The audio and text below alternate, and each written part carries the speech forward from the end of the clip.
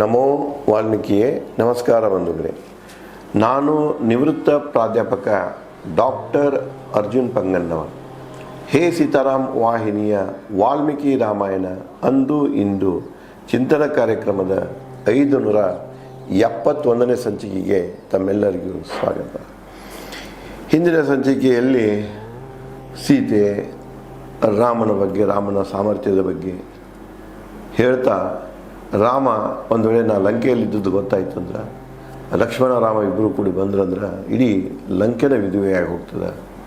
ಇವತ್ತು ನಾನು ಅಳ್ತಾ ಇದ್ದೇನೆ, ನಾಳೆ ಇವರಿಗೆ ಅಳುವ ಕಾಲ ಬರ್ತಿದೆ ಅಂತ ಹೇಳ್ತಾ, ನನ್ನನ್ನು ಸರಿಯಾಗಿ ತಿಳ್ಕೊಳ್ಳುವಂಥ ರಾಕ್ಷಸಿಯರಿದ್ದರೆ ಅವರಿಂದ ನನಗೇನು ಕೆಟ್ಟಾಗೋದಿಲ್ಲ. ಬಟ್ ಯಾವುದು ಸನ್ಮಾರ್ಗ, ಯಾವುದು ದುರ್ಮಾರ್ಗ ಅನ್ನೋದು, ಯಾವುದು ಒಳ್ಳೆ ಕೃತ್ಯ, ಯಾವುದು ಹೀನ ಕೃತ್ಯ ಅಂತ ತಿಳಿಯದೇ ಇದ್ದಂಥ ಜನ ಇತ್ತಂದ್ರೆ ಅವರು ನನ್ನ ವಿರುದ್ಧ ಯಾವುದೇ ಹೀನ ಕೃತ್ಯವನ್ನು ಮಾಡಲಿಕ್ಕೆ ಹಿಂಜರಿಯೋದಿಲ್ಲ ಅಂತ ಹೇಳ್ತಾ ಮುಂದುವರಿಸ್ತಾಳೆ. ರಾಮನ ಚಿಂತೆಯ ದೇಹವನ್ನು ಸವಿಸಲಿ ರಾವಣ ಬೆಳಗಿನ ಉಪಹಾರವಾಗಿ, ರಕ್ತಾಕ್ಷಿ ರಾಮನಿಲ್ಲದೆ ಬದುಕೇನು. ಸದಾ ನನ್ನ ಶರೀರದಲ್ಲಿಯೇ ರಾಮನ ಚಿಂತೆಯೇ ಇದೆ, ಹೃದಯದಲ್ಲಿ ರಾಮನ ಚಿಂತೆಯೇ ಇದೆ. ನೋಡಿ, ಇದು ರಾವಣನ ಕಾಣಿಸ್ತಿತ್ತು. ರಾವಣ ತನ್ನ ಬದುಕಿನಲ್ಲಿ ಎಷ್ಟೋ ಹೆಣ್ಣುಗಳ ಮೇಲೆ ಬಲಾತ್ಕಾರ ಮಾಡಿದ್ದ. ಸೀತೆಯನ್ನು ಬಲಾತ್ಕಾರ ಮಾಡೋಕ್ಕೆ ಹೋಗೋದಿಲ್ಲ, ಯಾಕಂದರೆ ಸೀತೆಯ ಒಂದು ಪ್ರೀತಿಗೆ, ಅವಳ ಒಂದು ಸೌಂದರ್ಯಕ್ಕೆ ಅವನು ಮೊರೆ ಹೋಗಿಬಿಡ್ತಾನೆ, ವ್ಯಾಮೋಹದಾಗ ಬೀಳ್ತಾನೆ. ಬಿದ್ದವನೇನು ಮಾಡ್ತಾನೆ, ಸೀತೆ ಸಂಪೂರ್ಣವಾಗಿ ರಾಮನನ್ನು ಮರೆತು ಮನಸ್ಸಿನಿಂದ ನಾನು ಯಾವಾಗ ಒಪ್ಕೊಳ್ತಾಳೋ ಅವಾಗ ಆಕೆ ನಾನು ಮದುವೆ ಆಗ್ತೇನೆ, ಹೆಂಡತಿಯನ್ನಾಗಿ ಮಾಡ್ಕೊಳ್ತೇನೆ ಅನ್ನುವಂಥ ಒಂದು ನಿರ್ಧಾರ ರಾವಣದಲ್ಲಿರ್ತಿದ್ದಿಲ್ಲ. ಅದು ಸೀತೆಗೆ ರಕ್ಷಣೆಯಾಗಿ ನಿಲ್ತದೆ. ಅದಕ್ಕೆ ಇಲ್ಲಿ ಹೇಳ್ತಾಳಂದ್ರೆ, ಈ ನನ್ನ ಶರೀರದಲ್ಲಿ ಯಾವಾಗಲೂ ರಾಮನ ಚಿಂತೆ ಇದೆ. ಈ ಚಿಂತೆ, ರಾಮನ ಚಿಂತೆಯನ್ನು ಹೊಂದಿದಂಥ ಈ ಶರೀರವನ್ನು ರಾವಣ ಬೆಳಿಗ್ಗೆದ್ದು ಕತ್ತರಿಸಿ ತನ್ನ ಆಹಾರವನ್ನಾಗಿ ಸೇವಿಸಲಿ. ಯಾಕಂದ್ರೆ ಹೇಳಿ ಹೋಗಿರ್ತಾನೆ, 2 ತಿಂಗಳಾಗಿ ನಾನು ಒಪ್ಕೊಳ್ಳಿಲ್ಲ ಅಂದ್ರೆ ನಿನ್ನ ಅಡುಗೆ ಮನೆಯಾಗ ತೊಗೊಂಡು ಹೋಗಿ ಕೊಂದ ಮುಂಜಾನೆ ನಾಷ್ಟ ಮಾಡಿಬಿಡ್ತೀನಿ ಅಂತ ಹೇಳಿರ್ತಾರಲ್ಲ, ಹಾಗೆ ಹೇಳ್ತಾಳೆ. ಈ ಶರೀರ ಏನಿದೆಯಲ್ಲ, ಇದು ರಾಮನ ಜಪದಲ್ಲಿ ಇದೆ. ಆ ಶರೀರನ ತೊಗೊಂಡೋಗಿ ಕೊಂದು ತಿನ್ನವಾದ ಬಿಡು ಅಂತ ಹೇಳಿದಳು ಅವಳು. ರಕ್ತಾಕ್ಷಿ ರಾಮನಿಲ್ಲದೆ ಬದುಕೇನು, ನಾನು ಮಾತ್ರ ರಾಮನಿಲ್ಲದೆ ಬದುಕುವುದಿಲ್ಲ.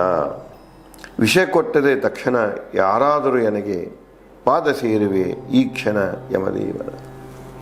ಯಾರಾದರೂ ನನಗೆ ವಿಷ ತಂದು ಕೊಟ್ಟರೆ ಅಂದರೆ, ಕುಡಿ ಅಂದರೆ ತಕ್ಷಣ ಕುಡಿದು ಬಿಡ್ತೇನೆ, ಹಿಂದ ಮುಂದೆ ವಿಚಾರ ಮಾಡೋದಿಲ್ಲ. ಯಮನ ಪಾದವನ್ನು ಸೇರ್ತೇನೆ, ಸತ್ತು ಹೋಗಿಬಿಡ್ತೇನೆ ಅಂತ ಹೇಳ್ತಾರೆ. ಶೂರರಾಮನು ಪರಲೋಕ ಸೇರಿದನೇ ಸಹಿಸದ ಎನ್ನ ವಿರಹ ಶೋಕವನ್ನು. ತಾನೂ ಕೂಡ ಸಾಯಲಿಕ್ಕೆ ಇಚ್ಛಾ ಮಾಡ್ತಾಳೆ. ಯಾರಾದರೂ ನನಗೆ ವಿಷ ತಂದು ಕೊಡ್ರಿ, ತಕ್ಷಣ ಕೂಡ ಸಾಯ್ತಾನೆ ಅಂತ. ಯಾಕಂತಾಳಂದ್ರೆ ಅವಳಿಗೆ ಒಂದು ಸಂದೇಹ ಆಗ್ತಿದೆ, ಶೂರರಾಮನ ಯಾವ ರೀತಿಯಾಗಿ ರಾಮನ ಹೆಸರಿನಲ್ಲೇ ನಾನು ಇಲ್ಲಿ ಕೊರಗ್ತಾ ಇದ್ದೇನೆ, ರಾಮನನ್ನು ನೆನೆಸಿಕೊಂಡು ಕೊರಗ್ತಾ ಇದ್ದೇನೆ, ಆಹಾರ ನಿದ್ರೆ ಎಲ್ಲ ಬಿಟ್ಕೊಂಡು, ಅದೇ ರೀತಿಯಾಗಿ ರಾಮನು ನನ್ನ ವಿರಹವನ್ನು ತಾಳದೆ, ನನ್ನ ಅಗಲಿಕೆಯ ನೋವನ್ನು ತಾಳದೆ, ವಿರಹ ಶೋಕವನ್ನು ತಾಳದೆ ರಾಮನು ಕೂಡ ಪರಲೋಕವನ್ನು ಸೇರಿರಬೇಕಲ್ಲ. ಇಷ್ಟು ದಿವಸ ಆದರೂ ಬಾರದೇ ಇರಲಿಕ್ಕೆ ಕಾರಣ ಅಂದ್ರೆ, ರಾಮ ಈ ಲೋಕದಾಗ ಅದಾನೋ ಇಲ್ಲೋ, ಅವನು ಕೂಡ ದೇಹ ತ್ಯಾಗ ಮಾಡಿದ್ದಾನೆ, ನನ್ನ ಒಂದು ವಿರಹ ಶೋಕದಲ್ಲಿ ಅವನು ಮರಣ ಅಪ್ಪಿದ್ದಾನೆ, ಅದಕ್ಕೆ ಬರೋಕ್ಕಾಗಿಲ್ಲ ಅಂತ ಅವಳು ಅದನ್ನು ನೆನೆಸಿಕೊಳ್ತಾಳೆ, ಅಥವಾ ಆ ರೀತಿಯಾಗಿ ಒಂದು ಸಂದೇಹ ವ್ಯಕ್ತಪಡ್ತಾಳೆ. ಕಾಣುವವರಲ್ಲಿ ಬೆಳೆದ ಸ್ನೇಹ ಕಾಣದವರಲ್ಲಿ ಬೆಳೆಯೋದು. ನೋಡಿ ಸ್ಟೇಟ್ಮೆಂಟ್ ಹೇಗಿದೆ ವಾಲ್ಮೀಕಿ ಅವ್ರದ್ದು. ಏನಂದರೆ, ಈಗೂ ಸಾಮಾನ್ಯವಾಗಿ ಇದೇ ವಿಚಾರವನ್ನು ಹೇಳ್ತಿರ್ತಾರೆ, out off site is out of mind. ಎಲ್ಲಿ ತನಕ ವ್ಯಕ್ತಿ, ಸ್ನೇಹಿತರಾಗಿರ್ಬೋದು, ಪ್ರೇಯಸಿಗಳಾಗಿರ್ಬೋದು, ಗಂಡ ಹೆಂಡತಿ ಆಗಿರ್ಬೋದು, ಯಾವುದೇ ಬಂಧನದ ರೂಪದಲ್ಲಿರಬಹುದು, ಯಾವುದೇ ಹೆಸರು ಕೊಡಿ ಅದಕ್ಕೆ, ಅವರು ನಮ್ಮ ಕಣ್ಣ ಮುಂದಿದ್ದಾಗ ಮಾತ್ರ ನಮ್ಮ ಮನಸ್ಸಿನಾಗಿರ್ತದೆ. ಯಾವುದು ನಮ್ಮ ಕಣ್ಣು ಮುಂದೆ ಇರೋದಿಲ್ಲವೋ ಅದು ನಮ್ಮ ಮನಸ್ಸಿನಲ್ಲಿ ಇರುವುದಿಲ್ಲ. Out off site, which is out off site, it is out of mind. ಯಾವುದು ಕಣ್ಣು ಮುಂದಿಲ್ಲ ಅದು ಮನಸ್ಸಿನಲ್ಲಿಯೂ ಇಲ್ಲ. ಅದನ್ನೇ ವಾಲ್ಮೀಕಿಯವರು ಅಂದೇ ಹೇಳ್ಯಾರ, ಕಾಣುವವರಲ್ಲಿ ಬೆಳೆದ ಸ್ನೇಹ, ಕಾಣುವವರಲ್ಲಿ ಬೆಳೆದ ಸ್ನೇಹ. ಮುಂಜಾನೆ ಸಂಜೆ ತನಕ ಮುಂದೇನು ಕಾಣ್ತಿರ್ತಾರಲ್ಲ, ಮುಂದೆ ಓಡಾಡ್ತಿರಲ್ಲ, ಅವರಲ್ಲಿ ಸ್ನೇಹ ಬೆಳೀತಿದೆ. ಕಾಣದವರಲ್ಲಿ ಬೆಳೆಯೋದು, ಲೋ ಒಂದು ಕಡೆಗೆ ಅದರ ನೋಡೇ ಇಲ್ಲ, ಮುಂದೆ ಕಾಣಿಸೋದಿಲ್ಲ, ಅಂಥವರಲ್ಲಿ ಸ್ನೇಹ ಬೆಳೆಯೋದಿಲ್ಲ. ಕೃತಜ್ಞನು ಸ್ನೇಹ ತೊರೆಯುವನು. ಕೃತಜ್ಞ ಕೃತಜ್ಞ ಇದ್ದಂದ್ರೆ ದೋಸ್ತಿ ಮರೆಯುವುದಿಲ್ಲ, ಕೃತಜ್ಞ ಇದ್ದಂದ್ರೆ ಮರ್ತು ಬಿಡ್ತಾನೆ. ಕೃತಜ್ಞನು ಸ್ನೇಹ ತೊರೆಯುವನು. ಎಷ್ಟೇ ನೀವು ಪ್ರೀತಿಯಿಂದ ಸಂಬಂಧದಿಂದ ಇದ್ದರೂ ಕೂಡ ಇದು ಪ್ರೀತಿಗೆ ಅನ್ವಯಿಸ್ತಿದೆ. ಪ್ರೀತಮ ಮತ್ತು ಪ್ರೇಯಸಿಯಲ್ಲಿ ಯಾರೇ ಆಗಲಿ ಹೋದ್ರಂದ್ರೆ ಯಾರ ಮರಿತಾರಲ್ಲ ಅವ್ರಿಗೆ ಕೃತಜ್ಞರಂತಾರೆ, ಮರಿದೇ ಯಾರು ಇರ್ತಾರಲ್ಲ ಅವರು ಪ್ರೇಮಕ್ಕೆ ಕೃತಜ್ಞೆಯನ್ನು ಸಲ್ಲಿಸ್ತಿರ್ತಾರೆ. ಅದೇ ರೀತಿಯಾಗಿ ಇಲ್ಲಿ ಅವಳು ಹೇಳ್ತಾಳ, ನಾನು ಅವರು ಕಣ್ಣು ಮುಂದೆ ಇಲ್ಲ ಅಂತ ಹೇಳಿ ಮರ್ತು ಬಿಟ್ರಂದ್ರೆ ಇದೇನಾಗ್ತದೆ, ಸ್ನೇಹಕ್ಕೆ ಕೃತಜ್ಞತೆಯನ್ನು ತೋರಿಸಿದಂತೆ. ದೋಸ್ತಿ ಕಣ್ಣು ಮುಂದಿಲ್ಲಪ್ಪ ಮರ್ತು ಬಿಟ್ಟೆ, ಗಂಡು ಕಣ್ಣು ಮುಂದಿಲ್ಲ ಮರ್ತು ಬಿಟ್ಟೆ, ತಂದೆ ಕಣ್ಣು ಮುಂದಿಲ್ಲ ಮರ್ತು ಬಿಟ್ಟೆ, ಹೆಂಡತಿ ಕಣ್ಣು ಮುಂದಿಲ್ಲ ಮರ್ತು ಬಿಟ್ಟೆ. ಇದಕ್ಕೂ ಕೃತಜ್ಞತೆ ಅಂತ ಹೇಳಿ, ಕೃತಜ್ಞ ಅಲ್ಲ, ಇದು ಕೃತಜ್ಞತೆ. ಕೃತಜ್ಞನಲ್ಲ ನನ್ನ ರಾಮ.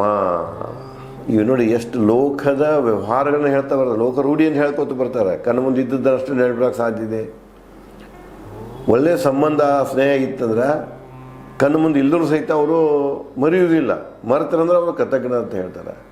ನನ್ನ ರಾಮ ಕೃತಜ್ಞನಲ್ಲ. ಹೆಂಡತಿ ಪ್ರೀತಿ, ಹೆಂಡತಿ ಸೀತೆ ನನ್ನ ಕಣ್ಣ ಮುಂದೆ ಇಲ್ಲ ಅಂಥೇಳಿ ಮರ್ತು ಬಿಡುವಂಥ ವ್ಯಕ್ತಿ ರಾಮನಲ್ಲ. ನಾನು ಹೇಗೆ ನನ್ನ ಕಣ್ಣ ಮುಂದೆ ಇಲ್ಲದಿದ್ದರೂ ಕೂಡ ರಾಮನನ್ನೇ ಜಪಿಸ್ತಾ ಹೊಂಟೇನೆ, ಅವನ ನೆನಪನ್ನು ನನ್ನ ಹೃದಯ ಇಟ್ಕೊಂಡು ಮನಸ್ಸಿನಲ್ಲಿ ಇಟ್ಕೊಂಡು ನಾನು ಜೀವಿಸ್ತಾ ಇದ್ದೇನೆ, ಹಾಗೆ ಇರಬೇಕು ರಾಮನು ಕೂಡ ಕೃತಜ್ಞನಲ್ಲ ಅಂತ ಹೇಳ್ತಾರೆ.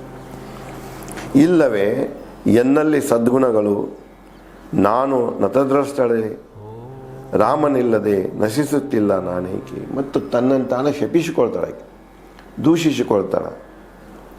ನನ್ನಲ್ಲೇನಾದರೂ ತಪ್ಪಿದೆನಾ, ಎನ್ನಲ್ಲಿ ಸದ್ಗುಣಗಳು ಅದಾವೋ ಇಲ್ಲೋ, ನಾನೇನಾದರೂ ಎಡವಿದೆನ, ನಾನು ನತದ್ರಷ್ಟಳೆ ದುರ್ದೈವಿಯೇ ನಾನು. ರಾಮನಿಲ್ಲದೆ ನಶಿಸುತ್ತಿಲ್ಲ ನನಗೆ ಏನೋ ಸಾವು ಬರ್ತಾ ಇಲ್ಲ. ಇಷ್ಟು ದಿವಸ ಆಯ್ತು ರಾಮನಿಂದ ದೂರ ಸರ್ದೇನೆ, ರಾಮನ ದರ್ಶನ ಇಲ್ಲ. ಈ ಒಂದು ದುಃಖದಲ್ಲಿ ನಾನು ಇನ್ನೂ ಬದುಕಿ ಉಳಿದ್ದೇನಲ್ಲ, ಇದು ತಪ್ಪು ನಂದ, ಯಾಕೆ ಬೇಗ ನಾನು ಸಾಯಲಿಲ್ಲ, ನಾನೇ ಹಿಂಗದನು ಅಂತೇಳಿ ಪ್ರಶ್ನೆ ಮಾಡಿಕೊಳ್ತಾರೆ. ಶೂರ ಶತ್ರು ವಿನಾಶಿ ರಾಮನ ಕಳ್ಕೊಂಡ ನನ್ನಂಥವಳಿಗೆ ಸಾವೇ ಗತಿ. ಮಹಾಪರಾಕ್ರಮಿಯಾದಂಥ ರಾಮ ನನ್ನ ಗಂಡ, ಅವನನ್ನು ಕಳ್ಕೊಂಡು ಇನ್ನೂ ನಾ ಬದುಕಿದ್ದೇನೆಂದ್ರೆ ನತದಷ್ಟು ನಾನು ದುರ್ದೈವಿ. ಅದಕ್ಕೆ ನನಗೆ ಏನು ಗತಿಪ ಅಂದರೆ ಸಾವೇ ಗತಿ. ಮನಸ್ಸು ಬದಲಿಸುವುದಿಲ್ಲ. ಕಣ್ಣು ಮುಂದೆ ಇದ್ದವ್ರು ಬೆನ್ನತ್ತಿ ಹೋಗುವಂಥ ಕೃತಜ್ಞಗಳು ನಾನಲ್ಲ. ರಾಮನನ್ನ ಕಣ್ಣ ಮುಂದೆ ಇಲ್ಲಿದ್ದರೂ ಕೂಡ ರಾಮನೇ ನನ್ನ ಗಂಡ, ಜೀವಂತ ಇರೋ ತನಕ ರಾಮನೇ, ಇಲ್ಲಂದರೆ ನನ್ನ ಪ್ರಾಣವನ್ನು ತ್ಯಾಗ ಮಾಡ್ತೇನೆ ಅಂತ. ಕುತಂತ್ರದಿ ರಾವಣ ಹತ್ಯೆಗೈದನೇ ರಾಮ ಲಕ್ಷ್ಮಣರನ್ನು ಅರಣ್ಯದಲ್ಲಿ. ಮತ್ತೊಂದು ಸಂಶಯ ಬರ್ತದೆ ಅವರಿಗೆ. ನೀವು ನನ್ನ ತೊಗೊಂಡು ಬಂದ, ಅವನಿಗೆ ಭಯ ಇತ್ತು ರಾಮಂದ. ಮುಂದೆ ಇಲ್ಲಿ ಬಂದಾಗ ಕೆಲವೊಂದು ಮಂದಿ ರಾಕ್ಷಸರನ್ನು ಕಳಿಸಿರ್ತಾನೆ. ಅವರಿಬ್ಬರು ಎಲ್ಲ ಸಿಕ್ಕರ ಕೊಂದು ಬಿಡ್ರ, 7 ಮಂದಿನ ಕಳಿಸಿರ್ತಾನೆ, ಅದು ಇವಳಿಗೆ ಗೊತ್ತಿರ್ತದೆ. ಮತ್ತೇನಿದ್ರು ಕುತಂತ್ರ ಹೂಡಿ ರಾಮ ಲಕ್ಷ್ಮಣರನ್ನು ಅರಣ್ಯದಲ್ಲಿನ ಸಾಯಿಸಿಬಿಟ್ಟನ, ಇವನು ಕೊಂದನ ಅಂಥೇಳಿ ಮನಸ್ಸಿನಲ್ಲಿ ಪ್ರಶ್ನೆ ಮಾಡ್ಕೊಳ್ತಾಳೆ. ಇಲ್ಲವೇ ಅಥವಾ ರಾಮ ಲಕ್ಷ್ಮಣರು ಮರೆತು ವಾಸಿಸುತ್ತಿರೋ ಅರಣ್ಯದಲ್ಲಿ ಗಡ್ಡೆ ಹಣ್ಣು ತಿನ್ನುತ್ತಾ out of mind, out off site, out of mind. ನಾನು ಇಲ್ಲದಾಗ ನನ್ನ ಇಬ್ಬರೂ ಮರೆತು ಮತ್ತು ಅವ್ರು ಹ್ಯಾಂಗೆ ಅರಣ್ಯದಾಗ ಗೆಣಸು ಗಡ್ಡೆಗಳನ್ನು ತಿಂದುಕೊಂಡು ಜೀವಂತವಾಗಿದ್ದಿದ್ದಾರೆ, ನನ್ನ ಮರೆತು ಬಿಟ್ಟಾರೆ ಅನ್ನುವಂಥ ಒಂದು ಅಳಲನ್ನು ತೊಡ್ಕೊಳ್ತಾರೆ. ಶೋಕದಿ ಸಾವು ಬರುತ್ತಿಲ್ಲ ನನಗೆ, ಈ ಸ್ಥಿತಿ ಮತ್ತು ಸಮಯದಲ್ಲಿ ಆತ್ಮಹತ್ಯೆ ಒಂದೇ ಗತಿ ನನಗೆ. ನನಗಂತೂ ಸಹಿಸಲಾರ್ದು ದುಃಖ ಆಗ್ತಾ ಇದೆ, ಇನ್ನು ನಾ ಬದುಕಕ್ಕೆ ಸಾಧ್ಯ ಇಲ್ಲ. ಬದುಕಿದ್ನಂದ್ರೆ ಅದು ನನ್ನ ಪತಿವ್ರತೆಗೆ ನನ್ನ ಸದ್ಗುಣಗಳನ್ನೇ ಪ್ರಶ್ನೆ ಮಾಡ್ತದೆ. ಇದು ಸರಿಯಲ್ಲ.